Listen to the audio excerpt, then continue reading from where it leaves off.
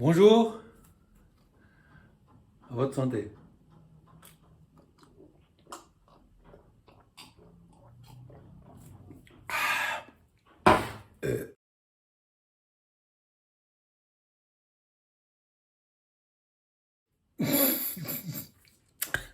Non, c'est pas ça. Ok. Hier, on a fait la limite. On a démontré que de x sur x tend vers plus l'infini lorsque x tend vers plus l'infini.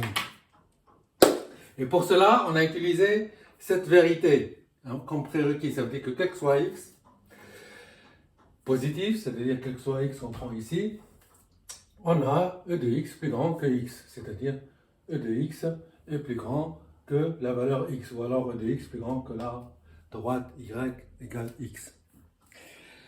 Ça, on le voit bien sur le schéma. E de x plus grand, la fonction e de x est au-dessus de la fonction y égale x. Aujourd'hui, comme je vous l'avais déjà dit, puisque c'est un prérequis, on peut le démontrer. Donc aujourd'hui, on va démontrer ça. Mais avant cela, je vais vous dire pourquoi ça c'est important de savoir et c'est important de le démontrer. Cette vérité-là est très importante. Parce qu'on l'utilise comme prérequis, pas seulement pour démontrer que de x sur x tend vers plus l'infini quand x tend vers plus l'infini. On peut l'utiliser aussi pour démontrer que, parce que quand on a ça, on en déduit que ex tend vers plus l'infini lorsque x tend vers plus l'infini. C'est-à-dire que la fonction ex, elle va vers plus l'infini lorsque x tend vers plus l'infini. Pourquoi? Parce que ex est plus grand que x tout le temps. La fonction ex est plus grand que la fonction y égale x. On peut aussi, en supposant ça, on peut démontrer ça, et on peut démontrer ça, et de là on peut en déduire que lorsque x tend vers moins l'infini, e de x tend vers 0. Là, e de x, elle va vers 0 lorsque x s'approche de ce côté vers l'infini. E de x, on le voit bien, elle s'approche de 0. Donc, cette vérité-là qui est utilisée comme prérequis, et qu'on peut démontrer, elle sert à démontrer que de x sur x tend vers plus l'infini lorsque x tend vers plus l'infini. Elle sert d'en déduire que de x tend vers plus l'infini lorsque x tend vers plus l'infini. Il suffit de faire tendre x vers l'infini. Ça fait ici l'infini, et ici, puisque c'est plus grand, ça peut être que l'infini. Et tout ça pour x positif, n'est-ce pas? Et ça sert aussi à montrer que dx tend vers 0 lorsque x tend vers moins l'infini. Voilà, vous remplacez grand x égale moins x. Et puis on voit bien que lorsque x tend vers moins l'infini, grand x vers plus l'infini, vous retombez sur ce cas-là, n'est-ce pas? Et ça, vous le faites chez vous. Voilà. C'est parce que exponentielle x, ça devient 1 sur exponentielle x. Et ça tend vers 0. Et si vous le faites chez vous, c'est un exercice. Donc aujourd'hui, l'objectif, c'est de démontrer que quel que soit x positif, e de x est plus grand que x. Parce qu'il a servi à tout ça.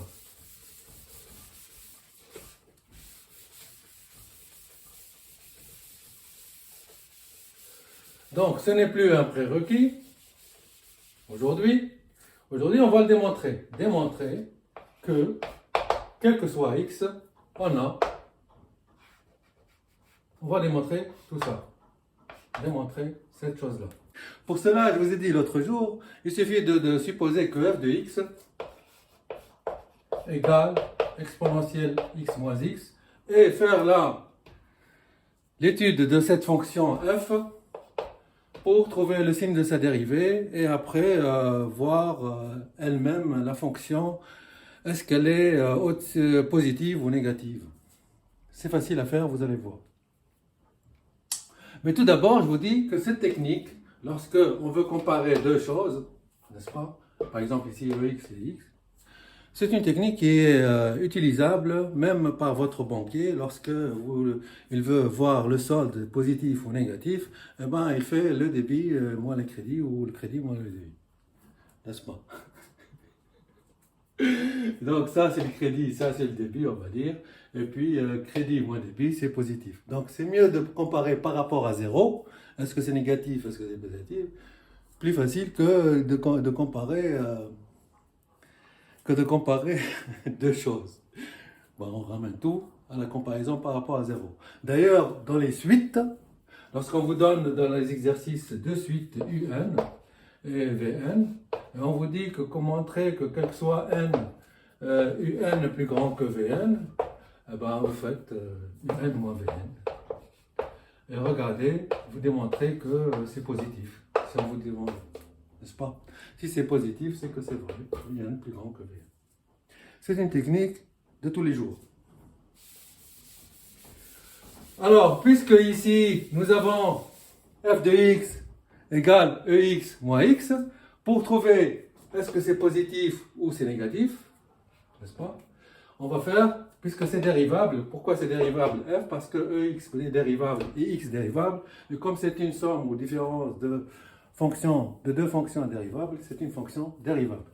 Sur, pour x donc, positif, parce que c'est l'hypothèse.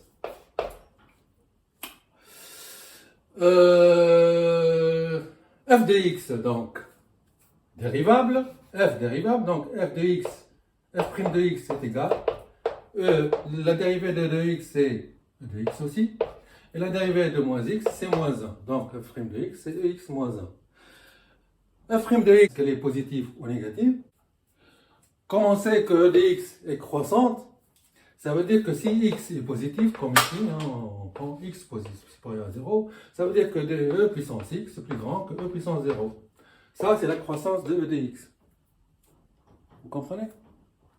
Et comme e de 0 égale 1, ça, c'est équivalent à dire que e de x est plus grand que 1, quel que soit x positif.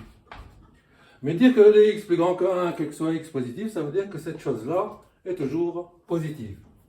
Ça veut dire que x moins 1 plus grand que 0, c'est QFD, donc f' est positive. Donc f' de x plus grand que 0, quel que soit x positif. Et ça veut dire que f est croissante sur 0 plus l'infini. Maintenant, comme cette fonction est croissante, donc f croissante, quel que soit x positif, ça veut dire que si je prends un x qui est plus grand que 0, f de x est plus grand que f de 0. C'est ça, la croissance. F croissante, donc, pour x positif, f de x est plus grand que f de 0. X plus grand que 0, ça veut dire f de x plus grand que f de 0. Or, f de 0, c'est quoi? F de 0, c'est e puissance 0 moins 0, c'est-à-dire 1. Et f de x, c'est quoi? C'est e de x moins x, c'est-à-dire e de x moins x plus grand que 1. Mais dire que quelque chose est plus grand que 1, elle est aussi plus grand que 0. Ce qui nous fait que e de x moins x est plus grand que 0. Et que quel que soit, ça veut dire que quel que soit x positif, e de x est plus grand que x. Donc on va mettre CQFD ici. Ça veut dire qu'on a démontré que quel que soit x, e de x est plus grand que x. Avez-vous bien compris ça? Moi presque. Ok, on va arrêter là aujourd'hui. Mais on a démontré que e de x est plus grand que x pour tout x. D'ailleurs, on le voit sur le schéma. Ça, c'est x, à droite égale x, et e de x plus grand que x. Maintenant, je vais faire une récapitulation par rapport à ça. On a donc démontré que quel que soit, maintenant on le sait, quel que soit x, e de x plus grand que x, Ça nous a permis de dire que limite de 2x sur x en plus l'infini est égal à plus l'infini. Ça nous a permis de dire que limite de 2x en plus l'infini est égal à plus l'infini. Et ça nous a permis de dire que limite en moins l'infini de x égale 0. Ça, tout ça, les trois choses-là, elles viennent de là. Parce que celle-là, elle vient de là, celle-là, elle vient de là, et celle-là, elle vient de là. Donc,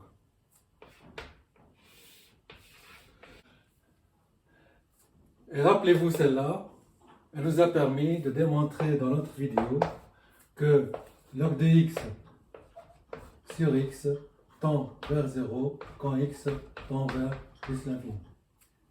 N'est-ce pas?